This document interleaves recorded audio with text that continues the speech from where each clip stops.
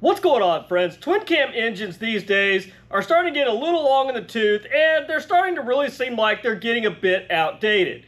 Yeah, I know, outdated in Harley-Davidson, that's kind of taboo, or maybe it goes hand in hand for you, depending on how you look at it. But we often forget the potential of the twin cam engines, and there's one twin cam engine in particular that really gets overlooked when we're talking about twin cam engines in general.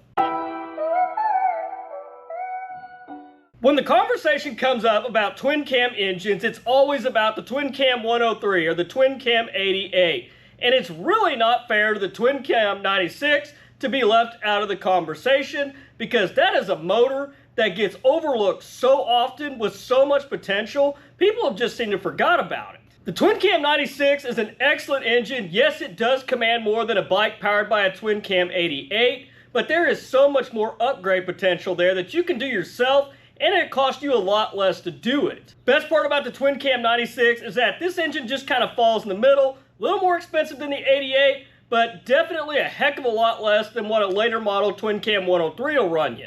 Guys, please don't forget, if you enjoyed today's video, don't forget to hit that like button and consider subscribing to the channel if you haven't done so already. The Twin Cam 96 engine does not get enough credit if you ask me. It is way upgraded over the 88. Yes, it does fall short in the bore department compared to the 103, which that definitely has led the 96 to live in the shadow of the Twin Cam 103. The 96 takes a backseat to the Twin Cam 88. We always talk about how great the 88 upgraded to a 95 with some hot cams are. And don't get me wrong, those are some slick motors, but the part that I think everybody kind of leaves out of the conversation is that the 96, it already somewhat has that bore, but it still falls short to the 95. Now, of course, the 95s have a 3.875-inch bore, but you still have that 4-inch stroke. Now, I'll get into that a bit more here in a minute. Now, even though the 96 has a smaller bore at 3.75 inches, it does have that longer stroke at 4.375 inches, and that plays into its favor, which I'll get into here a little bit later in the video.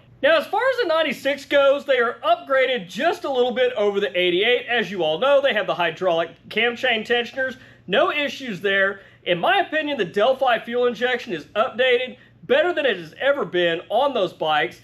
And overall, the 96s are just upgraded enough to be modern and relevant, but at the same time, they're still pretty simple compared to the crap they're putting out these days. Now, let's be honest. Most people buy a Harley-Davidson to cruise it and enjoy it. And that is where that longer stroke, that 4.375-inch stroke of the 96 comes into play. That helps with low-end torque production and also fuel economy. Now, don't get me wrong, the 95s were great motors. Short stroke, the 4-inch stroke, that is excellent for making power, making it fast. You have higher RPMs.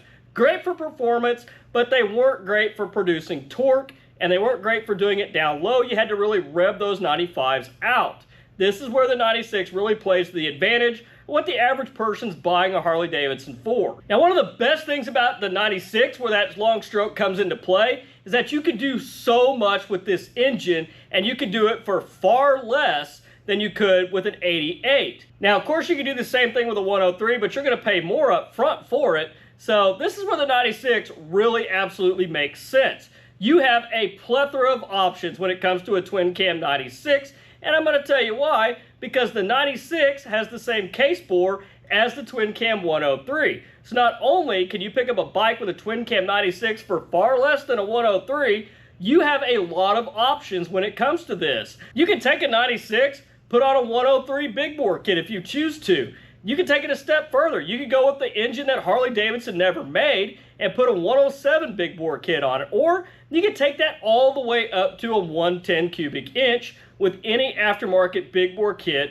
that is actually designed to go onto the stock Harley-Davidson cases. How they have kind of the thinner spigots on them, they will fit on a 96 just as they will a 103, all for the simple fact that Harley-Davidson kind of dropped this kind of a little gold nugget here with keeping the case bore the same on both of these engines. Now, just aside from big bore kits, there is a plethora of aftermarket cams out there, which we have covered extensively on this channel, that you can put right into a Twin Cam 96 to complement your big bore kit.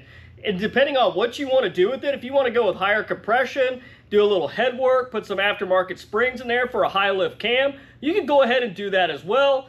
it's not going to be an issue at all when it comes to the Twin Cam 96, except for one thing. There is one thing with the Twin Cam 96 you've got to remember if you're wanting to get up there and start doing higher compression. 96s did not come with factory compression releases. So that is something you want to think about if you're looking at going with higher compression pistons, doing some head work, and trying to get a little more power out of it that way. That's going to cost you a little bit more down at the machine shop to actually have some manual ones put in, or you can actually have the automatic ones put in if you choose. The other option is to go with the little spark plug ones that screw in with the spark plug, use a little longer plug. I've heard good and bad things about these, but I'll leave that up to you. I've heard that spark plugs don't stay tight, they come loose. Heard some issues with them, and then I've also heard they're great. Never tried it myself, so I can't really attest to it. But there is the other option out there as well. You might have to sacrifice on a cam depending on what you like. S&S Easy Start cams, you can bump the compression and buy the Easy Start cams and actually get away with it that way as well. So just some things to think about if you're wanting to really increase compression on a 96. Now, one of the reasons that I think that the 96 might have been looked over a little bit is that it's just not a huge horsepower and torque producer. You're really looking at about, realistically, 60 horsepower and maybe right around 80 foot-pounds of torque. Now, that's not great. It's not terrible either, but that's kind of on the big end of what you might expect out of a bone stock 96. But the good news is that a 96 with an air cleaner and a decent exhaust and a good flash tune, because they are fuel injected, they do respond extremely well to this. Just doing basically the stage 1 on those, you're looking at anywhere from realistically 70 to 80 horsepower and roughly upwards of 90 foot-pounds of torque. That is a really good gain over stock. When you're basically looking at 60 horsepower and maybe about 80 foot-pounds of torque, that's a nice little bump right there. And keep in mind, that is still with the stock cams as well. Now, if you choose to do a bolt-in cam, you really start to take advantage of that little extra displacement that the 96 has over the 88.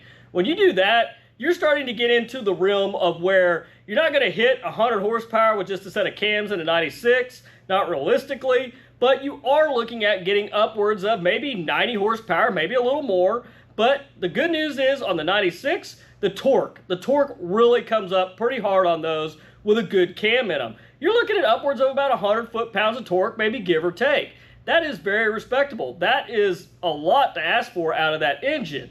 And not for a whole lot of money, because there's not a whole lot of other things that you got to deal with in these motors like you'd really need to go through with an 88. And not to mention, you're paid way less for the bike with the 96 than what you could actually pull down a good late model 103 for. There's only two things on the Twin Cam 96 that stick out in my mind, and that is the primary chain adjuster. It does have that automatic primary adjuster in there, which can be problematic on some of the earlier models, just as the compensator can as well. But guys, this is a one cover fix. You take the primary cover off, that allows you to get to the compensator, to get to the tensioner, and not only that, while you're in there, you can inspect your clutch, replace it if needed, and also, while you've got that all apart, it is a perfect time to go ahead and take a look at your drive belt since you're already in there.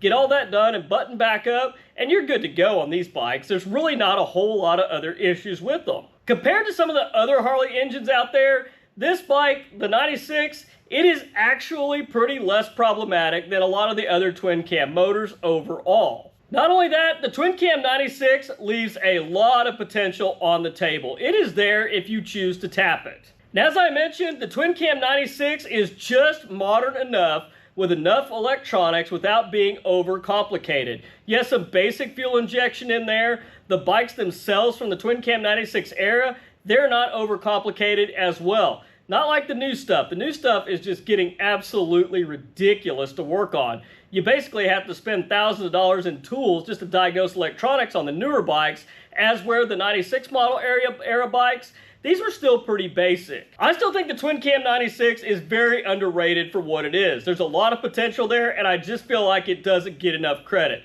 But anyhow, guys, I want to know what you guys think about the Twin Cam 96. Do you think that's a good buy, or do you think you were probably better off with getting something newer with the 103? Or do you still believe that the 88 is still king and put a 95 on it and that's the way to go? Let me know your thoughts and opinions down in the comments. But anyhow, guys, that's all I've got for you this week. If you guys enjoyed the video, please don't forget to hit that like button and consider subscribing to the channel if you haven't done so already. But till next week, guys, you stay safe on the streets, ride smart, dodge those cars. I'll catch you guys back here next week with a brand new video. Thanks for watching.